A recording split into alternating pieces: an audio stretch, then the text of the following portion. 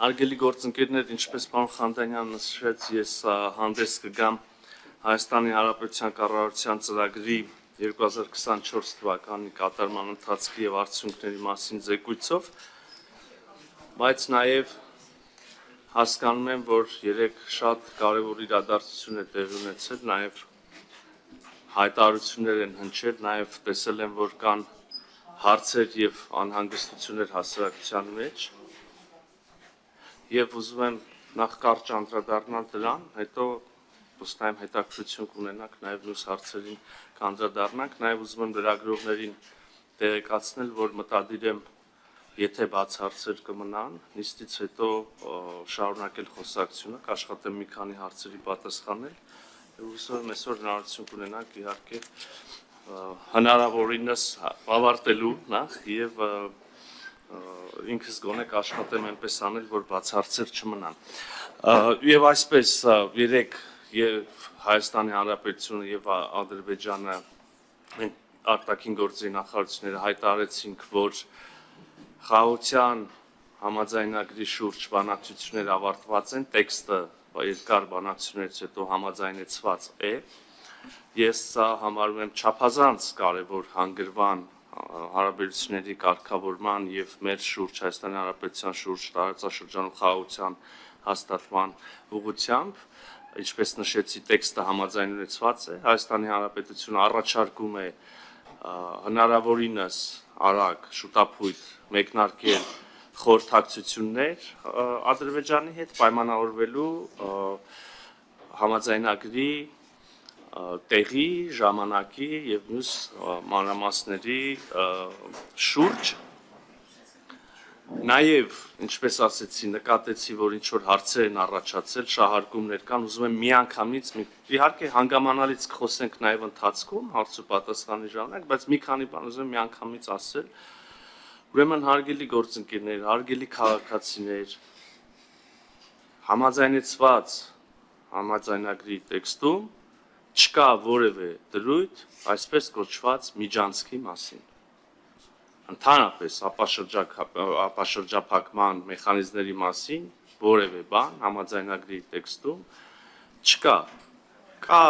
պատրաստակամություն համագործակցել տարբեր ոլորտներում, երկկողմ պատրաստակամություն, այդ թվում նաև տրանսպորտային, տրանզիտ, տնտեսական հարցերում։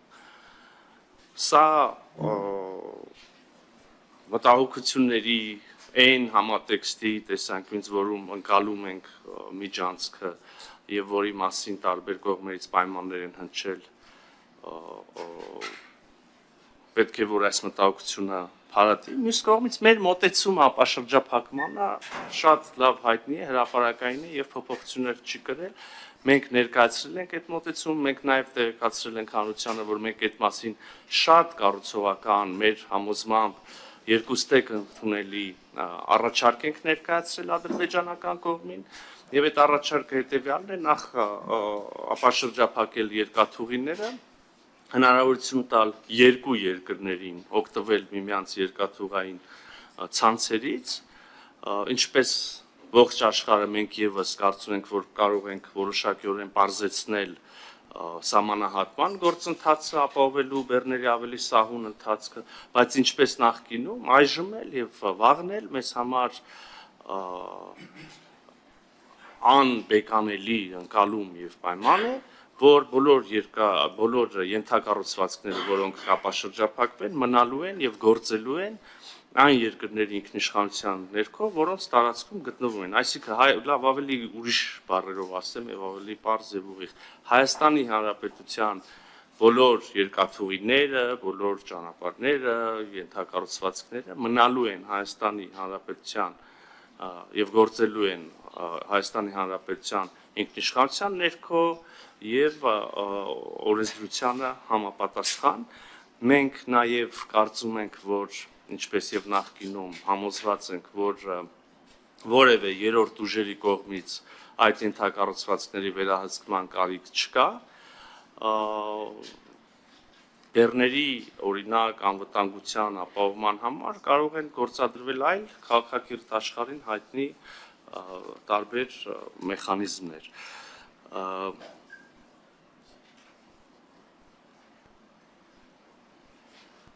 Հա, համաձայնեցված տեքստում չկա որևէ դրույթ այն մասին, որ մինչև խորհրդային միության փլուզումը երկու երկրների տարածքներում բնակեցված եւ հետո այդ տարածքները լքած մարդիկ պետք է վերադառնան իրենց տները կամ այն տարածքները, որտեղ իրենց նախնիները ապրել են։ Նաեւ ուզում եմ անպայմանորեն ասել, որ լսեցինք ադրբեջանական կողմի մեկնաբանությունը Հայաստանի Հանրապետության սահմանադրության մասին։ Այս մասին իհարկե բնականաբար համաձայնագրի համաձայնեցված տեքստում կրկին ոչինչ չկա, ընդհանրապես համաձայնագրի տեքստում որևէ միակողմանի կարգավորում չկա։ Չկա նաև սահմանադրությունների մասին կարգավորում։ Հայտնի է, որ մենք էլ ունենք մեր մտահոգությունները Ադրբեջանի սահմանադրության մասին, հայտնի է, որ մենք տեսնում ենք այնտեղ որոշակի նկրտումներ Հայաստանի Հանրապետության տարածքային ամբողջականության դեմ նկատմամբ, բայց նաև հայտնի է, որ մենք կարծում ենք, որ համաձայնագրի տեքստում ունենք որոշակի դրույթներ, որոնք փարատում են, եթե նույնիսկ, իսկ մենք համոզված ենք, որ ոչ, եւ մենք ունենք առնվազն մեր սահմանադրության մասով մեր սահմանադրական դատարանի համապատասխան դիրքորոշումը մեկ այլ առիթով, սա սահմանազատման հանձնաժողովների կանոնակարգերի հաստատման, ավերացման գործընթացում հայտնի սահմանադրական դատարանի դիրքորոշումը, որը հստակ ուղենիշ է եւ փարատում է բոլոր մտահոգությունները, բայց եթե նույնիսկ տեսականորեն իսկապես սահմանադրություններում կարող են լինել այդպիսի պահանջներ, ապա նաև մենք համաձայնագրի տեքստի ստորագրմամբ եւ վավերացմամբ, իդեպ այդ վավերացումը կրկին պետք է անցնի մեր սահմանադրական դատարանով մեր պարագայում, մեկ ընդմիշտ այդ հարցերը